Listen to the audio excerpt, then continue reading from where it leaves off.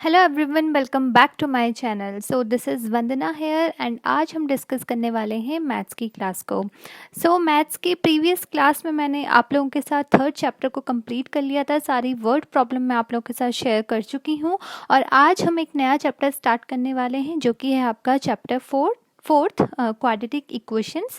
और ये चैप्टर आपके एनसीईआरटी पेज नंबर 70 में गिवन है। ठीक है, तो सबसे पहले हम बात करते हैं इक्वेशन की। जब तक आपको इक्वेशन नहीं पता होगा तब तक मैं क्वाड्रेटिक इक्वेशन नहीं बता सकती हूँ। तो सिंपली मैंने जैसे इससे पहले आप लोगों के साथ पॉलिनोमियल को डिस्कस किया था, तो जैसे ही आपका पॉलिनोमियल है वैसे ही आपकी इक्वेशंस भी होती हैं। ठीक है, तो हम बात करते हैं इक्वेशन की।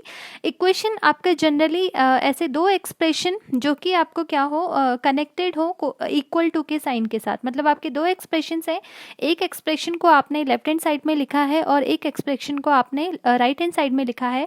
और जब आपका बीच में इक्वल टू का साइन होता है तो जब वो दोनों एक्सप्रेशन एक दूसरे के इक्वल हो तो उन्हीं को बोला जाता है क्या, उसी को हम बोलते हैं इक्वेशन। ठीक है, तो नॉर्मली आपकी क्या है कि ऐसा एक्सप्रेशन जिसके कि बीच में क्या हो, इक्वल टू का साइन हो और left hand side and right hand side में कुछ भी क्वांटिटीज आपकी हो सकती हैं। अगर बोथ क्वांटिटीज आपकी इक्वल हैं तो उसको बोला जाता है आपका इक्वेशन। अब हम बात करते हैं सिंपली क्या, क्वाड्रेटिक इक्वेशन की। तो नॉर्मली जैसे क्वाड्रेटिक पॉलिनोमियल होता था कि जिस पॉलिनोमियल की आपका डिग्री क्या होती थी, 2 होती थी, उसको हम क्वाड्रेटिक पॉलिनोमियल बोलते थे। एज इट इज़ यहाँ पे भी यही है कि अगर पूरा जो एक्सप्रेशन आपके पास है, एल्जेब्रिक एक्सप्रेशन आपके पास है, जो इक्वेशन है उसमें अगर आपकी डिग्री या हाईएस्ट पावर अगर 2 होती है तो उस टाइप की आपका जो इक्वेशन है उसको बोला जाता है क्वाड्रेटिक इक्वेशन। एक सिंपल सा एग्जांपल मैं यहाँ पे आपको दे देती हूँ। जैसे आप लिख सकते हैं 2x square plus 5x plus 10 is equal to 0। ऐसे आप किसी भी क्वाड्रेटिक इक्वेशन को आप लिख सकते हैं। ठीक है, तो ये हो गया आपका क्वाड्रेटिक इक्वेशन। ठीक है, अब इसके बाद हम इसके स्टैंडर्ड फॉर्म या जनरल फॉर्म की हम बात करते हैं कि आपका जो क्वाड्रेटिक इक्वेशन होती है उसकी जनरल फॉर्म क्या होती है। तो आप इसको नोट कर लीजिएगा कि जो जनरल फॉर्म होती है या जिसको हम स्टैंडर्ड फॉर्म भी बोलते हैं वो होती है किसी भी क्वाड्रेटिक इक्वेशन की ax square plus B X plus C is equal to 0। ठीक है, जहाँ पे आपका ये जो पूरी इक्वेशन है, क्वाड्रेटिक इक्वेशन है, ये किस वेरिएबल में है, x वेरिएबल में है। और यहाँ पे जो a b एंड c है वो रियल नंबर्स हैं, जहाँ पे a कभी भी 0 नहीं होगा, क्योंकि अगर a 0 हो जाएगा तो ये एक क्वाड्रेटिक इक्वेशन रह ही नहीं जाएगी। तो इसीलिए यहाँ पे a कभी भी 0 नहीं होगा।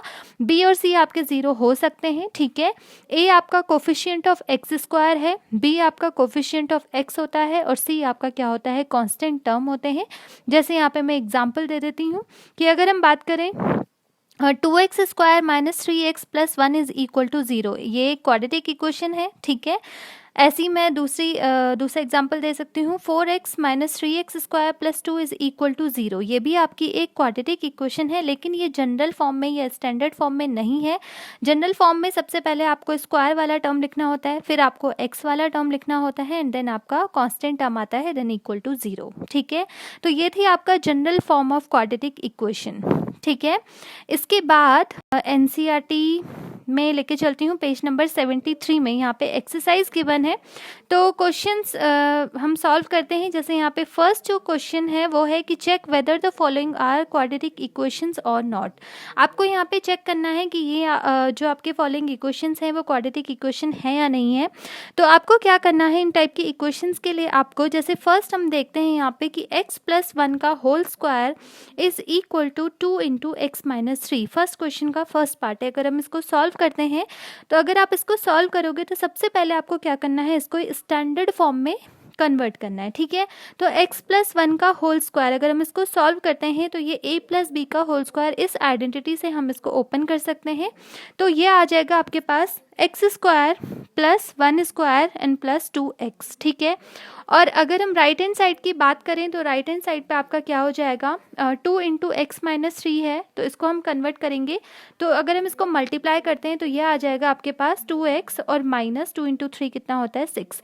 तो ये आपके पास आ चुका है X square plus 1 and plus 2x is equal to 2x minus 6। ठीक है, इसको हम अगेन क्या कर सकते हैं, अभी सॉल्व कर सकते हैं। सारे टर्म्स को आप लेफ्ट हैंड साइड पे लेके आ जाओ एंड इक्वल टू 0 रख दो, तो ये क्या हो जाएगा एक्स स्क्वायर, फिर हम x वाला टर्म लिखते हैं 2x। ठीक है, और इसके बाद हम लिखते हैं 1 और इसको हम जो आपके राइट हैंड साइड पे, अगर हम इसको लेफ्ट हैंड साइड पे लेके आ जाएं तो ये हो जाएगा -2x + 6 = 0। हम इसको अगेन सॉल्व करते हैं। एक्स स्क्वायर 2x और -2x ये आपके कैंसिल हो जाएंगे, तो मतलब x वाला टर्म नहीं है तो ये 0 हो जाएगा।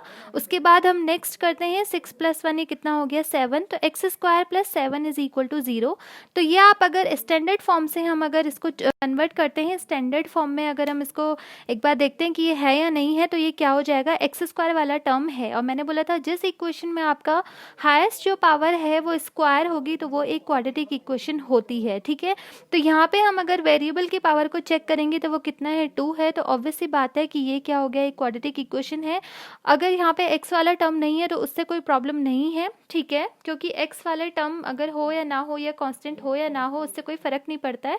आपका जो स्क्वायर वाला टर्म है एक्स स्क्वायर वो ज़रूर होना चाहिए, उसका कोफिशिएंट कभी भी 0 नहीं होना चाहिए। तो अगर आपका एक्स स्क्वायर हाईएस्ट पावर जो है वो सिर्फ 2 आती है तो वो आपकी इक्वेशन क्या हो जाएगी, क्वाड्रेटिक इक्वेशन हो जाएगी। इसी तरीके से आप बाकी वाले पार्ट्स, जो बाकी जितने भी पार्ट्स गिवन है, इनको अगर आप सॉल्व करोगे, अगर किसी भी इक्वेशन में आपका हाईएस्ट पावर 2 आ रही है वेरिएबल की, तो वही आपकी क्वाड्रेटिक इक्वेशन होगी। अगर किसी इक्वेशन में हाईएस्ट पावर 2 नहीं है, 1 है या 2 के अलावा समथिंग कुछ और है या नहीं आता है, सिर्फ कांस्टेंट टर्म आता है, तो वो सारी जो इक्वेशंस होंगी वो क्वाड्रेटिक इक्वेशंस नहीं होंगी। तो इस तरीके से आप एक्सरसाइज 4.1 के फर्स्ट क्वेश्चन को आप सॉल्व कर सकते हो। सेकेंड क्वेश्चन में आपकी क्या है, वर्ड प्रॉब्लम है, ठीक है। तो वर्ड प्रॉब्लम भी आपकी मेनली जो इस चैप्टर से आपके जो वर्ड प्रॉब्लम कैंसिल हो चुकी हैं, और जो जो वर्ड प्रॉब्लम आएंगी उनको मैं आगे सॉल्व करवाते जाऊंगी। तो फिलहाल आप इस क्वेश्चन को सॉल्व करिए। आज के लिए इतना ही है, बाकी मैं नेक्स्ट क्लास में आपके साथ डिस्कस करूंगी। Thank you so much.